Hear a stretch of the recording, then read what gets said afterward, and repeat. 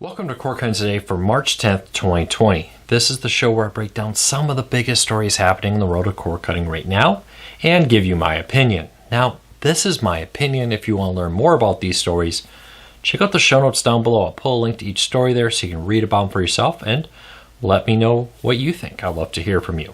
If you're new here, do me a favor, hit that subscribe button, hit that thumbs up. It really does help us because it lets YouTube know you enjoy what we do here.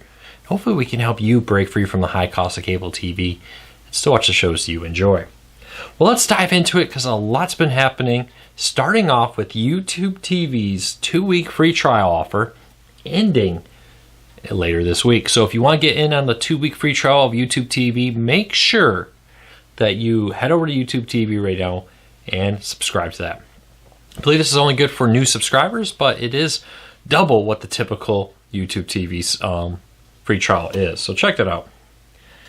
All right, so core cutting has been growing, and that has made local broadcast television relevant again. Antenna manufacturers have talked about this for several years now. The rate of sales of antennas have skyrocketed, and the fact that they're available over the air and they got a lot of the most popular content has made them very profitable. Now we're seeing consolidation in that market. We've seen a lot of smaller TV companies, even some larger ones, merge into bigger companies. Next up is Tenga. So they, how am I saying that? Tegna. Tegna? I don't know. I'm butchering that. Somebody leave me a comment. Let me know, how do you exactly say that? But it is up for sale along with its 66 stations, according to Reuters report. Gray Television and I believe it's the Apollo Investment Group is both bidding about $20 a share for that nice little sell price to buy it. There's a couple of reasons this is happening. A, local broadcast television is live and people watch the ads. That makes it very profitable. All those little sub channels and stuff are becoming very profitable as antenna sales grow. Plus they carry a lot of live events, live news, live sports, etc. And live right now is very important in the advertising world because it makes them very difficult for them to fast forward through your commercials if they're watching the football game live. So that has made live sporting events, live award shows, live news broadcasts, and more very profitable. Not to say they're perfectly profitable, but that they are people are very interested in getting their hands on those. So we're going to have to keep a close eye on this. The question here are a few-fold. First of all, at what point will the federal government say, hey, you know what? There's too much consolidation in the market. We have diversification rules here where we need so much diversification before we can continue to allow people to merge in these. Two, what will ATSC 3.0 do? So the next gen over-the-air TV is very important to what's happening here.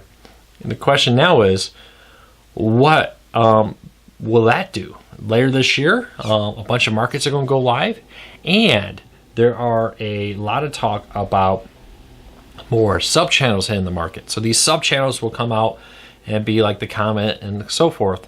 But with the new ATSC 3.0, they can have about double the number of sub-channels. So if you get 4, you could easily get 8 and more. You actually could get a lot more, but there's talk will start at like 4.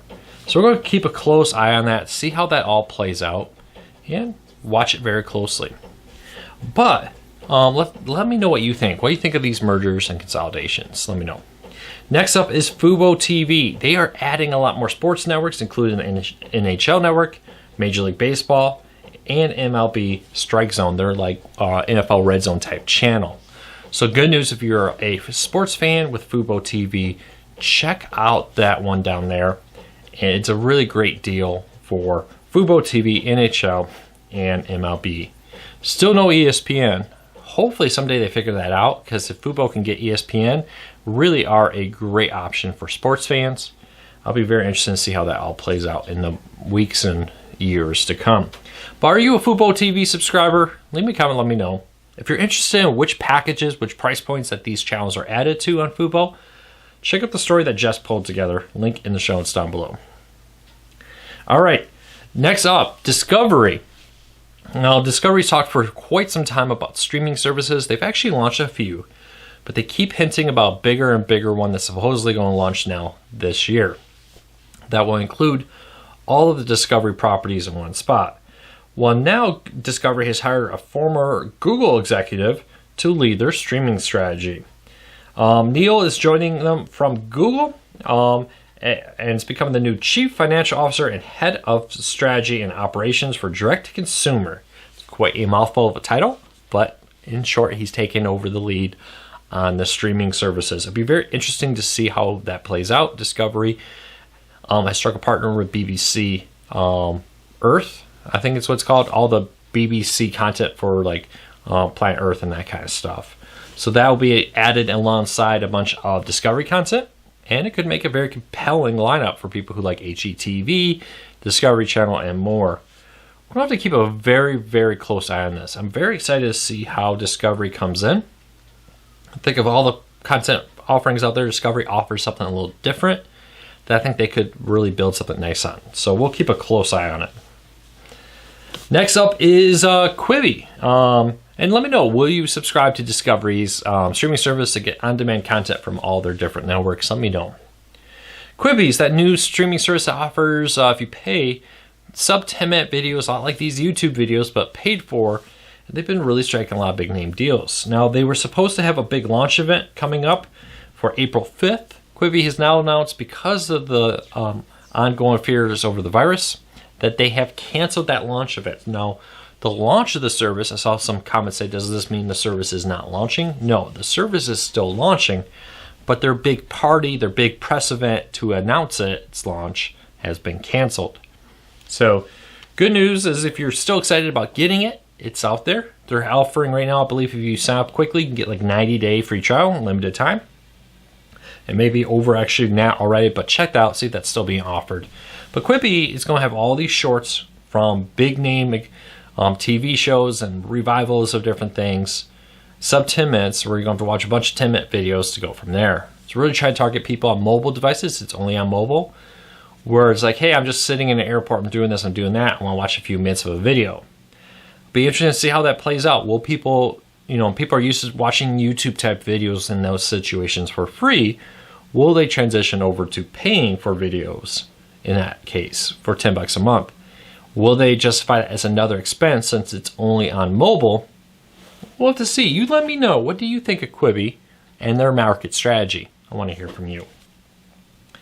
All right, cable companies are struggling with home internet, struggling with TV subscribers, losing them left and right, but they're actually starting to dominate home internet. As more and more people cut the cord, more and more people are getting cable internet.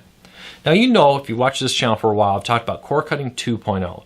This idea that the next generation of cord cutting would be cutting the cord on your home internet, and that will come into play as we see like Amazon and SpaceX launch their home internet, as we see things like more fiber, more fixed wireless, more 5G home internet services come into play.